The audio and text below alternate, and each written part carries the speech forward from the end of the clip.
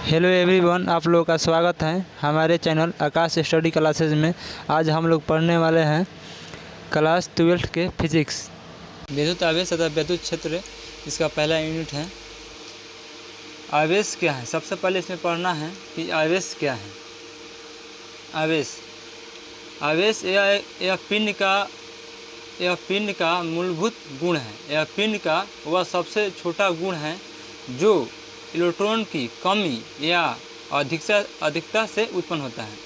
यह पिंड का वह मूलभूत गुण है, मूलभूत यानी सबसे छोटा वह गुण है जो कि इलेक्ट्रॉन के कमी या अधिकता से उत्पन्न होता है। यानी जब कोई भी पिंड इलेक्ट्रॉन को त्याग करता है तो उसमें इलेक्ट्रॉन की कमी आती है, और जब वो इलेक्ट्रॉन को ग्रहण करता है तो उसमें इलेक्ट्रॉन की अधिकता होती है।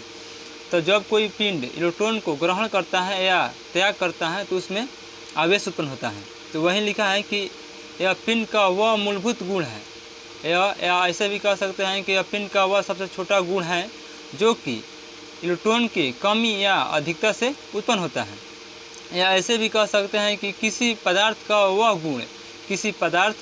गुण जिसके कारण इसमें विद्युत या चुंबकीय प्रभाव उत्पन्न होता है। इसे Q द्वारा सूचित किया जाता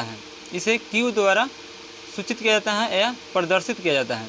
आवेश एक अदिश राशि है। इसका एसआई मात्रक कूलम होता है, जिसे C द्वारा सूचित किया जाता है। जिसे कूलम को किस द्वारा सूचित किया जाता है? C द्वारा। यह आवेश दो प्रकार का होता है, धन आवेश और ऋण आवेश। धन आवेश किससे कहते हैं और ऋण आवेश किससे कहते हैं? जब कोई भी पिंड इलेक्ट्रॉन को त्याग करता है तो उस पर धन आयन उत्पन्न होता है। जब कोई भी पिंड इलेक्ट्रॉन को त्याग कर देता है तो उस पर धन आवेशित उत्पन्न होता है। तो ऐसे लिखा है कि किसी भी पिंड पर इलेक्ट्रॉन की कमी को प्रदर्शित करता है। जब कोई भी पिंड इलेक्ट्रॉन को त्याग देगा तो उस पर इलेक्ट्रॉन की कमी आ जाएगी, तो उस पर धन आवेश उत्पन्न होता है। और ऋण आवेश किससे कहते हैं? किसी पिंड पर इलेक्ट्रॉन की अधिकता को प्रदर्शित करता है। जब कोई भी पिंड इलेक्ट्रॉन को ग्रहण करता है तो उसमें इलेक्ट्रॉन की अधिकता हो जाता है, तो उस पर ऋण आवेश उत्पन्न हो जाता है। तो यही लिखा है कि किसी पिंड पर इलेक्ट्रॉन के अधिकता को प्रदर्शित करता है। जब कोई भी पिंड इलेक्ट्रॉन को ग्रहण करता है तो उस पर ऋण आयन उत्पन्न हो जाता है। जब कोई भी पिंड इलेक्ट्रॉन को त्याग करता है तो उस पिंड पर धन आयन उत्पन्न हो जाता है। तो वही लिखा है। अब देखिए उदासीन पिंड किससे कहते हैं? तो उदासीन पिंड में क्या होता है, इस पर आवेश का मान 0 होता है और इसमें इलेक्ट्रॉन और प्रोटॉनों की संख्या सेम होता है। उदासीन पिंड में क्या होता है कि इस पर कुछ चार्ज नहीं होता है, यानी कोई आवेश नहीं होता है। जब कोई भी आवेश नहीं होता है तो उसमें इलेक्ट्रॉन और प्रोटॉनों की संख्या सेम होता है। जैसे कि इलेक्ट्रॉन की संख्या माइनस और प्रोटॉन की संख्या प्लस में होता है। तो इलेक्ट्रॉन और प्रोटॉन की संख्या जब सेम हो जाएगा तो उस पर कोई आवेश नहीं होता है, तो उसे उदासीन पिंड कहते हैं। और धन आवेशित पिंड किसे कहते हैं?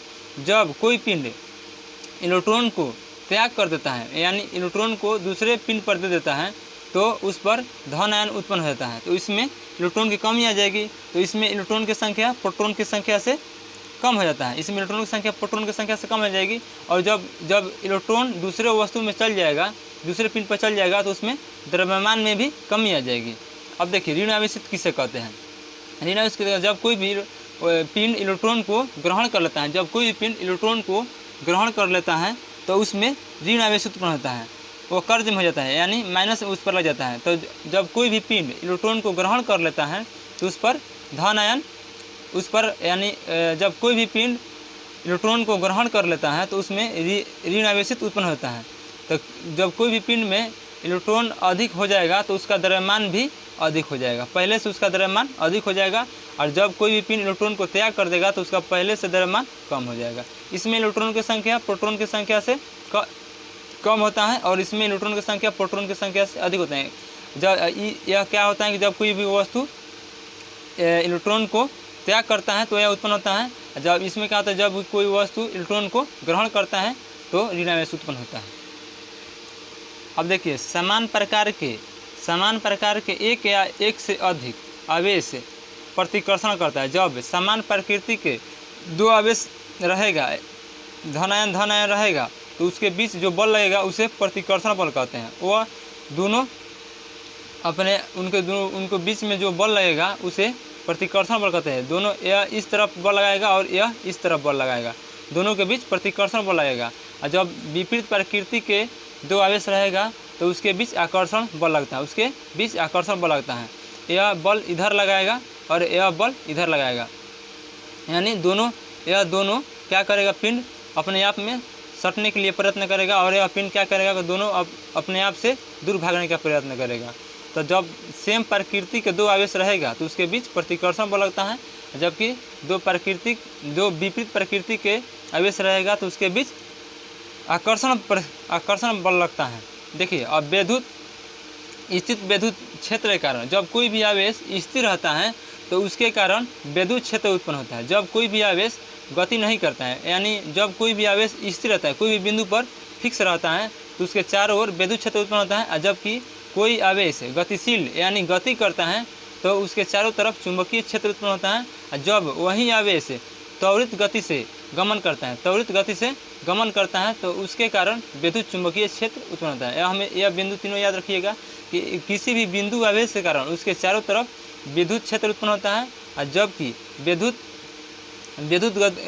आवेश की गतिशीलता के कारण चुंबकीय क्षेत्र उत्पन्न होता है। आवेश जब गतिशील रहेगा तो उसके चारों तरफ चुंबकीय क्षेत्र उत्पन्न होता है। और जबकि जब आवेश त्वरित गति से गमन करेगा, यानी कभी चाल उसका अधिक होगा, कभी चाल कम होगा, तो उसके चारों तरफ विद्युत चुंबकीय क्षेत्र उत्पन्न होता है।